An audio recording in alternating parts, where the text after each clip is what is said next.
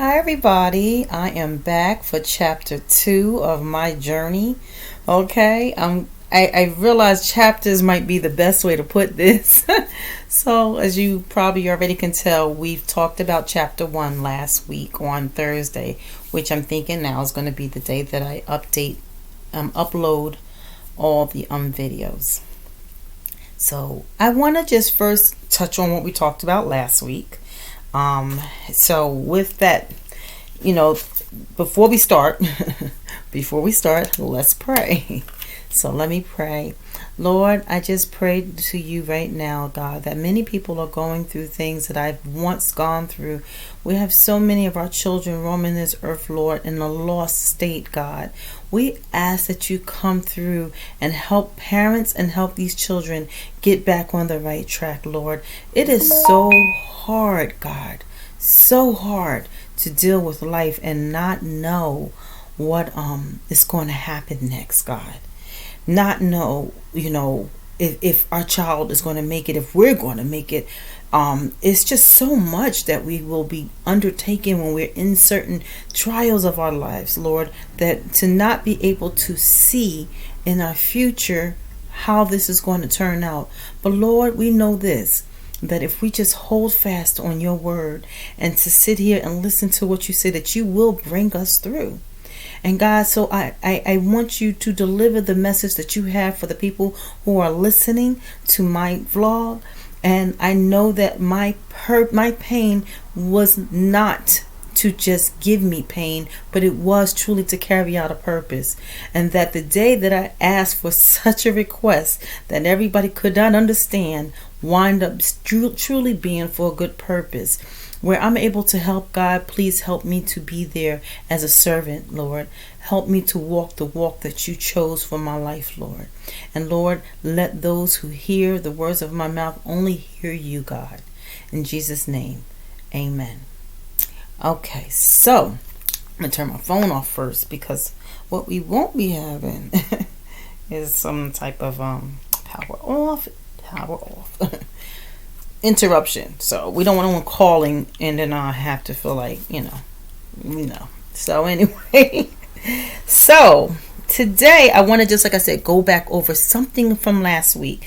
And the reason why, not that I'm going to make a big, long, drawn out thing about it, but I wanted to, again, go over when we were saying that while the servants was still telling Job what was going down, in the process, while they were telling him, that something else happened. And when we look at our lives and whatever it is, right, whether it be your children, whether it be the school calling, for me it was the school. I can't see, I have to take my glasses off. They're only reading glasses so it blurs me. But when we look and we sit here and we're like, okay, first of all, you get a call from the school and you're like, well, what happened? And you're thinking like, oh, I'm going to just get on my kid, punish him, and life is going to move on. But when life doesn't move on, when that kid does not listen, when you've done all you can and everybody's telling you didn't do enough, when you've sat here and taken that child to counseling, when you've sat here and spent alone time with that child, when you've sat here and said, you know what, because sometimes you'll have more than one child, and I always believe that every child deserves time to themselves. So I used to sit here, and even if it was just, taking a walk around the corner with one child and not the other, whatever it was, I know that just in case that child needed to tell me something, it can't always be a family unit. I felt that I've done like a lot of things I possibly could do in my processes, and I know that's because the Lord has led me. But that doesn't mean that all the time it's going to work out. So I, remember getting constant calls, constant talks, it was like no breathing space. And I remember getting to a point where I know God had to intervene, but I'm not going to go there yet. So with that being said, I just wanted to touch on when the crisis continually keeps coming to your life and there's no breathing space, there's no breathing time. And it's like, and then at some point, you feel pretty much drowned in all this craziness, but you're still breathing. So you're not really drowned because you're still alive, right? So guess what? You live to see another day, fight another fight. So now that I've said that, I wanted to okay, hold on one second. Yeah, so as I was saying, that whirlwind, and I feel like this is a good way of saying it, the whirlwind of continued crisis, as if that wasn't bad enough. So in my situation, like having my daughter be missing in the middle of the night, as if that wasn't bad enough, right? It got crazier. So, and I just wanted to show you. Let me sit and give a small little story. Maybe parents have done this, right? For me, I remember I used to want my children to know not to speak to strangers, not to get in strangers' cars. There's certain little tests I've seen on Facebook or YouTube or wherever, somewhere in social media, where they would put a food in front of a child and sit here and be like, see if they'll touch it when I walk out the room. And the children attempted, and they're like, when we come back, we're going to eat this. And that child is like, oh God, I'm so tempted to sit here and touch this food, but we're testing them, right? We're testing them. So I remember wanting to test my kids to make sure. I hope I don't cry today because I ain't got no tissue. But to make sure that, they didn't get into somebody's car. Well, I never got to give that test, right? I never did. My son was so serious about listening. Like, God didn't give me more than I could bear because my son would listen. I remember two quick stories. My aunt and grandmother, which rarely ever showed up where we lived at in Orange at the time, right? They lived in Plainfield, which is like 45 minutes away from where we lived. So it's not like they just popped up all the time. They didn't. It was pretty much unusual to see them come over. We always went over there.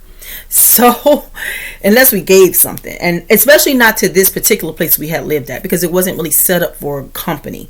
So one day my son was walking down the street from school and he sees that his great grandmother and his great aunt is coming up the street telling him to get in the car. And they're like, get in the car, we're about to go to your house. My mother said I can't get in the car with strangers. Because Sean listened. Sean didn't play. And so they're like, but we're not strangers.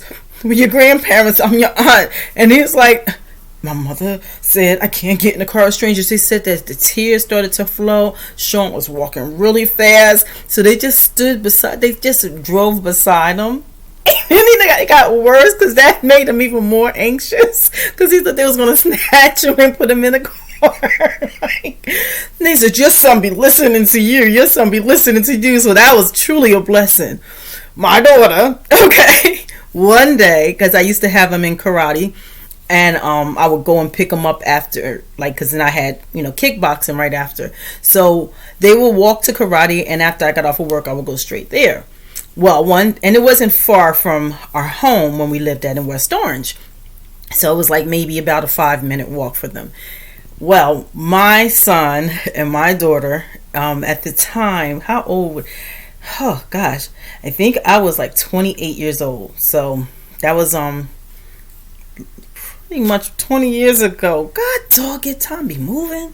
Anyway, pretty much 20 years ago. And I'm looking at them. I'm not looking at them. What I'm talking about. I get this story from when I got to kickboxing that night from one of the ladies who did kickboxing with me. And she says, I saw your children walking and I was trying to offer them a ride. But your son, he was on it. He did the right thing. Right? He said, no, we cannot get in people's cars. Sean did not play. Bree? Why? It had to be. The lady said that she felt so bad for even offering. She says, oh my God, your son, he was on it. But the fight started because she felt that she was going to get in the car because she knows this lady. Her children going to karate school and she can get in this car. And, my son would not let her go. He held her if it meant, and she said they fought. She said, your son, he had to literally fight your daughter to stop her from getting in my car. I had to pull off because I felt like I was causing this problem to be even worse. And I'm like, I feel like nobody should be offering nobody's children rides. But anyway, she was trying to do the right thing, I guess. Anyway, but the thing is, it caused my kids to have to get into the scuffle in the streets. And finally they got to, the place, obviously, because I got the story later. So my point of telling this story is this. God gives us tests, and know that God is always there. Okay? There's nothing that he doesn't know. Like, he's going to give us a test, but he's going to see how we handle that test. Like how I was saying, a parent will walk out the room and they're hoping that you will handle the test right. Well, God places us in position to handle the tests of our lives right. And I think that, and this is just my theory, that the longer it takes for us to pass the test, the longer we're going to be in our situation. The more that we don't get it, the more that we don't know what it is that we're trying to work on, because it's confusing. And maybe that's not even the fact. Maybe it's no long, like at some point, maybe the test does come to the point where we get it. But, we got to go through it and pray that we never have to go through it again. That's why one of my biggest things I say is that I ain't trying to get spanked no more. It's easy when your parents sit here and they be like, hey, listen, I said you do this, that, and this is your punishment. I was like, I don't want no more spankings. That spanking hurts, and I don't want to experience it again. So I really do try not to do, I'm not perfect in it, believe me, by no stretch of the word. But I do try my best to stay on point, Lord, I don't want to get spanked. That spanking hurt, So I want to say, but in the midst of all of that, God is still there, and he's still watching over you, and he's still rooting for you. He's rooting for you. And so he's allowing things to happen to, first of all, strengthen your roots so that when you grow, I always have an issue of talking about this strengthening of the roots thing, but really think about it. When you have, I grew a tree in front of my house. I call it the Bland family tree, right? Got messed up from a storm, but anyway, I grew this tree when it was just a branch. And when I say that it was the little weakest little branch, it looked like a switch. Okay, that's how it looked, like this little wiry switch. And it's called a pear tree, which doesn't produce pears. It produces a pear flower, which is like in the springtime, beautiful white flowers. Okay, and just like little white bud flowers, right? They're really pretty. And I remember when I put this tree in, everybody had something to say about this tree. Or that tree, the kids are going to pull that out. That tree looks weak. That tree looks this. And it was pretty much that. I think for about 3 years, I kept the straps on it just so that the tree could stay in the ground. And really no kids came to bother it. It wound up growing roots, and it wound up being strong. And even when I say that the storm wound up hitting it, it hit the side of the tree, but still the top.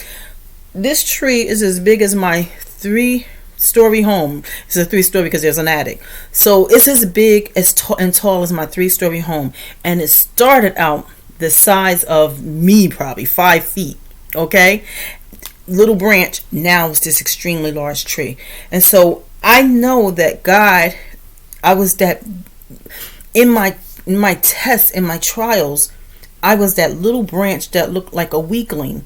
But through these trials, I became this really tree. And even now when a storm hit me, it didn't knock me down. It didn't knock me down. Like, my tree is still there. It didn't knock it down. Like, I was upset. Like, you're going to be upset when the storm comes at you again. But this time, it's not going to knock you down. You're not going to be as knocked down as before.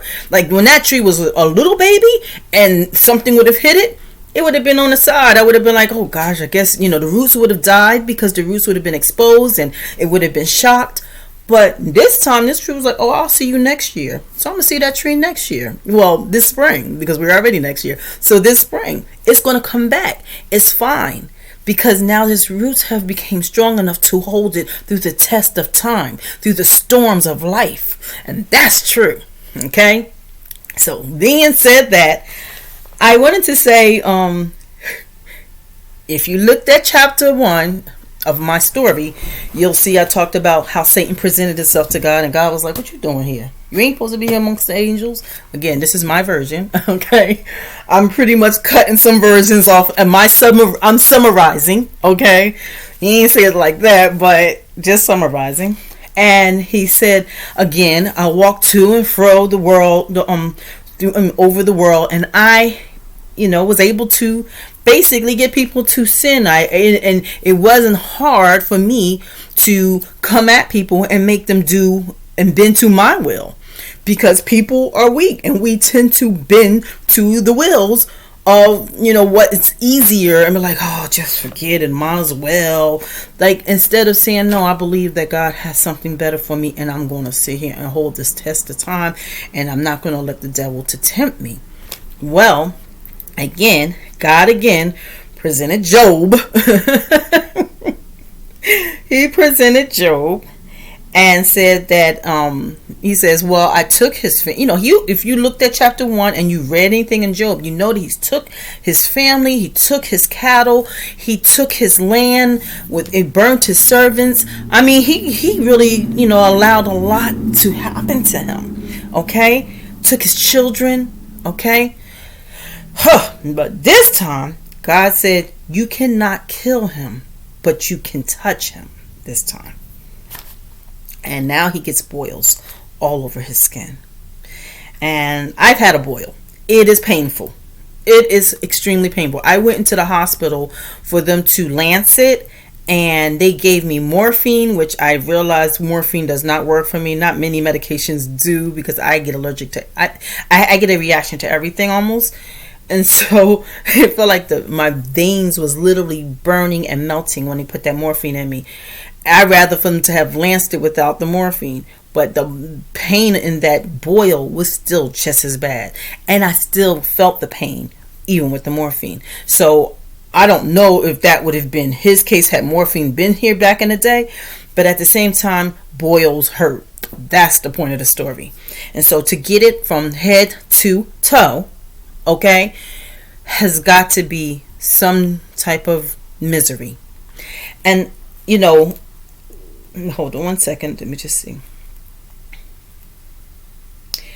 Again, just know that God will place no more on you than you can bear, and that some hardships add stress to our bodies.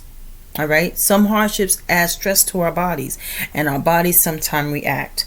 In the future, I'm going to be talking about some points that I've done. I'm not telling you what you need to do, what you should do, but I just want you to do this in a positive way when it comes to the stress trying to affect your body. I have known many people who've allowed the stress to take them out. Literally, they left this earth. Their bodies would get cancers. They didn't know how no longer to take care of themselves. That's going to be a whole day of talking. Not a whole day. Another chapter, a whole chapter of me talking about that and the stresses and the things we can do to, keep ourselves on track while we're saving. One thing my grandmother said, and you'll probably hear me say this again and again, you ain't got nothing if you ain't got your mind, and you ain't got nothing if you ain't got your health. Okay? Like, you can't fight for somebody if you're weak, if you don't keep your strength up, so that's what I'm going to say on that, and then I'll go back to that later. But there was a time in Job's life, this is on chapter 2, this is like after he gets the boils, right? During the time he gets the boils was in chapter 2 of the Bible, in Job. And his wife, was all this was upfront thoughts to talk. What did he say? She said she was so upset. She was so upset with what was going on in his life and what they have gone through that she said, you should curse God and die. And people get mad at her. And I just want to say this. People get mad at her for saying that. they get mad at her because they say, oh, she shouldn't have said that to him. People got to realize she was experiencing the same exact thing. These were her kids. This was her land. This was her cattle, right? Like this was her servants. It wasn't just his. So her grief was there too. And so, just one of the things I just wanted to point that out is that, this was not just his story. This was her story, just not spoken in layman terms of like how it is. In terms of putting it totally in the Bible, what her version was. Okay. So we hear it from Job, but this woman was experiencing. And you're going to get people who come at you and they're going to tell you, oh, you know what? It's over, you just need to sit here and let it go, and they're going to give you some really upsetting things. They're going to come at you that is going to be pretty much upsetting, like, well, why do I have to I just want to believe that God, and so that they're speaking foolishly, as he said that you speak like a foolish woman, right? He said this to his wife, and he said, he states, you speak foolishly. Should we accept only good and not the adversities? And it's so true. When things are going great, we just are so happy. But the minute something happens, we're like, oh, God, don't love me no more. But that's not the truth. God is there. He loves you, and he's going to carry you through. And I think we get through things a little bit more quicker when we realize that. When I know how to step back. I'm like, oh, hold up. This don't feel right. This does not feel like my God. Let me step back and let him do his thing because I know he got me. That's how I feel. So that being said, again, just knowing that, people are going to come at you, people in your family, they don't mean no harm. They are going through it too. Especially like for me, it was my parents that was going through it. It was my daughter's father that was going through it, right? So it wasn't just me going through. I remember like people saying, oh, she in the streets now. Oh, it's over. Is she on drugs now? Oh my gosh. You haven't seen her for a week. I mean, I would be lucky if I saw my daughter walk in this door. Like really, I would come in and she's like running out the door. But at least I knew she was okay. And I know that sounds crazy, but like I didn't know what was happening to her when she was in those streets. Like even if it was just a glimpse, the cops will say, when did she get home? Call. But she didn't stay home enough for me to call, so I couldn't call. Because they wanted to take her off the thing. And I'm like, why would I do that? Because she's literally leaving. And they don't stop them from leaving. Not here where I live at. Not here in Essex County. So they don't stop them from leaving. They tell you that they can't put their hands on your child and they can't stop them from going out the door even when they're kids. Okay? They can't do anything about it. Right? They can. They do so much other stuff. But that's neither here nor there. But the thing is, like, you see your child, you call the police, you see your child walking out the door, and you're like, get her.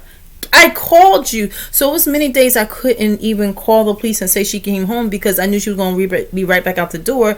And it was out of my control because fighting didn't help. Doing any of this is kind of what got me here. And I'll get to that part of the story too. When, crisis had to be intervened and DIFUS had to be intervened. But you're going to get people who are going to start, counting your child out. It's too late for them. Start getting it in your mind that this is the end for them. So they speak foolish. You continually pray. You get down on your face. I've heard that. And I did it one day, and I understood it, but I didn't understand it till one day you understand it. And I remember getting down on my face, like, okay, do they really mean get down on my face? Like, so sometimes, like somebody just brought up yesterday from my church about how when I go to church, I get down and I pray. Like everybody stands. I get down, first of all, because I know that the Lord has told me to do that.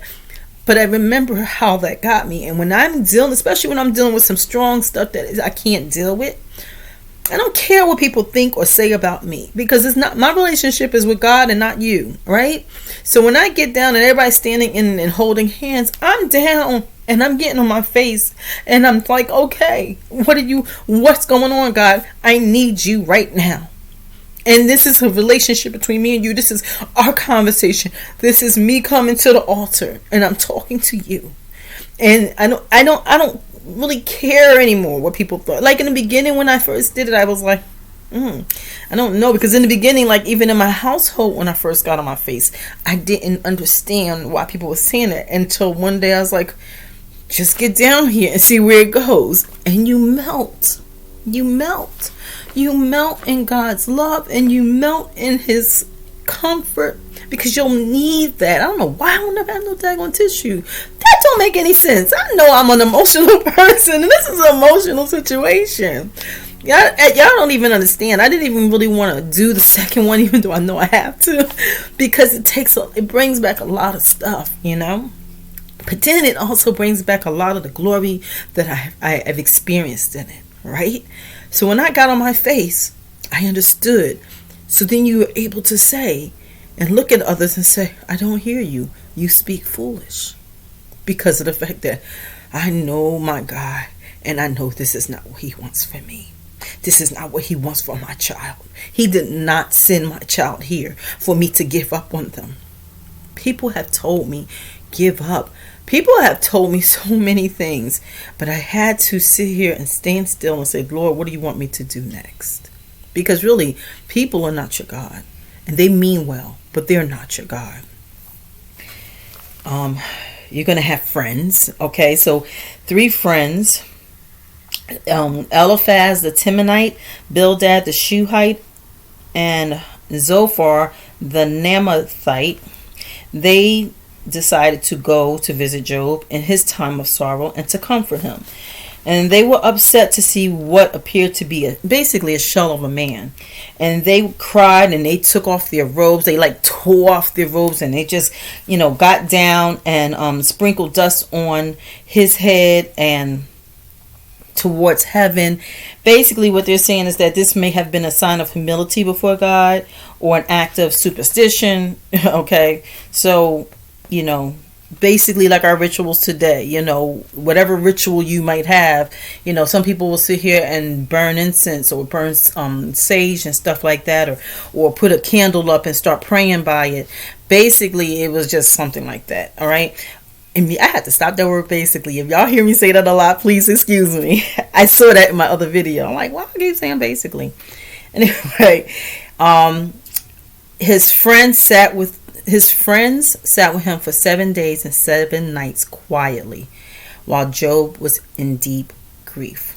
Okay, and then one day Job spoke, and I'm going to be letting y'all go soon because it's almost 30 minutes. But one day he did speak, and cursed the day he was born and the moment he was conceived.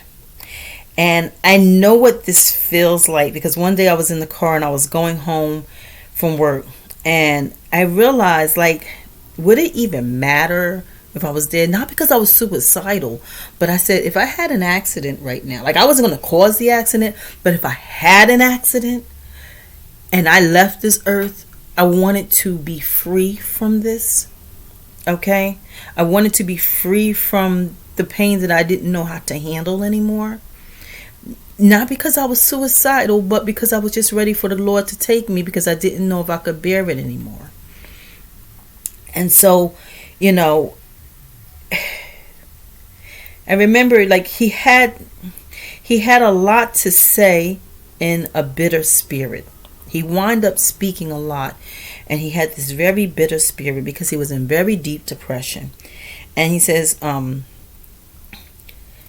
Job 3:13, for now I would have been at rest. And I understood what that meant. Like if he had just passed along with everything else, he would have been at rest. Like I know that we can't leave our kids because God has made us to be there for them.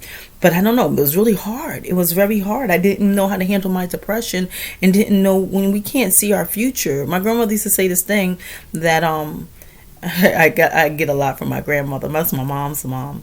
And she used to say, see through your spiritual eye and not your physical eyes. And that was one of my biggest things also that I had to hold on to, see with my spiritual, not my physical eye. But during those times, it was really hard. Like maybe my spiritual eye had turned blind. I don't know. Someone stabbed me in it. I don't know. But it was hard to see. Somebody had put a cover over it. I couldn't see anymore. Like, I was totally messed up, okay? But yeah, maybe I'll leave it there. Only because I do want to just say a few words before I get off there. But yeah, seeing with your spiritual eye, believing that, because this knowing in your spirit that God has got to bring you through this. Because you know what? You ain't going to die. You're not really going to die, not unless you give yourself the stresses of the body, or you do something really drastic. The stresses of the body, you want to be in cancer, then that takes you out. Like I said, we will discuss that because I want you to take care of you in the process, right? But, you know, you just have it, like life, like it does get better. If I can just say that before this ends, it does get better. I don't know when. A quick little story before I go is that I remember listening to something on the radio that they used to talk about stories of God. And this particular story, this man had brought his child to the doctors, and the doctor had to give his child a shot. Now, during this time, this man had been going through years of legal troubles. I mean, constantly in court, not knowing where he was going to be at. It was years. And he just was so upset, like, why does this have to hurt so much, Lord? Why are you allowing this in my life, Lord? And so he had to bring his son to the doctor, and then his son had to get a vaccine. So he has to hold his child, and you know how it is to hold your child, right? They are kicking, they are screaming. It is hard to keep them in control, to get what you know is good for them, because you know in the end it's going to protect them. It's going to help them be able to fight off the things in the future that vaccine was given for.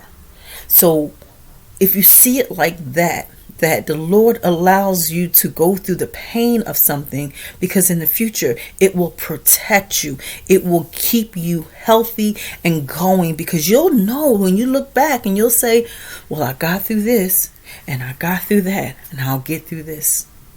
And this one is going to be hard only because when it's our kids, it ain't no joke. It's no joke. You know, you didn't bring those kids on this earth to lose them. You know, and, you know, I always pray for those who had to experience that. And, you know, again, I still don't know what my whole future is. But what I do know is I thank God for the times that He's given me those little enlightenments, you know, to let me know, listen, not only am I going to bring you out, but I'm going to bring your child out, and she's going to show the world. Eventually, she's already showing the world the beauty that she has in her. Like, really, like,